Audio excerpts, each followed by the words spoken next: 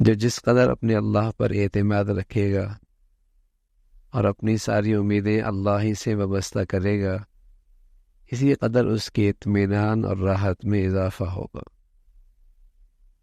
تو اہل اللہ مخلوق سے توقع نہیں رکھتے اور اپنے لیے کچھ تجویز نہیں کرتے ایسا ہی ہوگا، بلکہ کہتے ہیں جیسے اللہ چاہے گا ہم بھی ویسا ہی چاہ لیں گے۔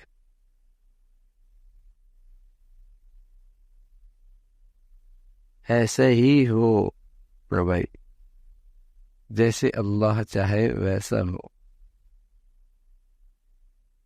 تو فرمایا اہل اللہ کسی مخلوق سے توقع نہیں رکھتے اور نہ کوئی تجویز اپنے لیے قائم کرتے ہیں، یہی راز ہے ان کے کمال راحت اور اطمینان۔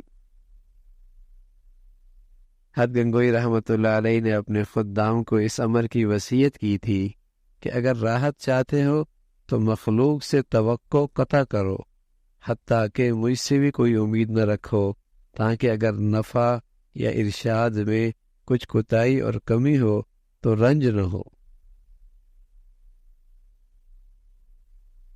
تو اپنی تمام تر توقعات اللہ سے رکھو اور اپنی تمام تر تجاویز اللہ کے سپرد کر دو۔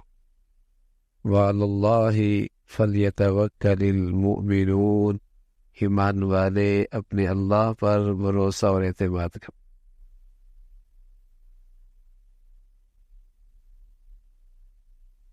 جیسے چھوٹا بچہ اپنی چھوٹی دانش میں اور اپنی چھوٹی سمجھ بوجھ میں اور اپنے کمزور جسم کے ساتھ ہر وقت اپنی اماں کے سپرد ہوتا ہے، کپڑا اتارے، پہنے، نہلائے، صابن لگائے، شیمپو لگائے، جیسا کرے کیا کر سکتا ہے؟ اور سب مطمئن ہوتے ہیں اماں ہے نا اس کے پاس کوئی مسئلہ نہیں ہے، ماں ہے نا اس کے پاس کوئی مسئلہ نہیں۔ اس لیے کہ ماں تو شفیق مہربان ہے، کوئی مسئلہ نہیں، بچے کے پاس ماں ہے کوئی مسئلہ نہیں۔ تو ایسے ہی اللہ مہربانوں سے بڑھ کر مہربان ہے۔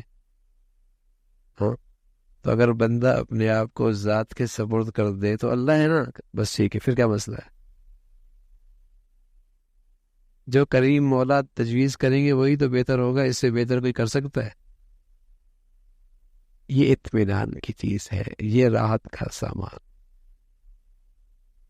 کہ مخلوق سے توقع نہ ہو اور اپنے لیے تجویز نہ ہو۔ یہ کمال راحت ہے، اطمینان کا سامان ہے۔